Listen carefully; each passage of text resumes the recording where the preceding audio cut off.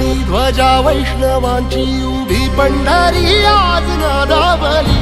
तुझे नाव ओटी तुझे रूप ध्यानी जीवाला तुझी आस गा लागली जरी बाप साऱ्या जगाचा परी तू आम्हाले कराची विठू माऊली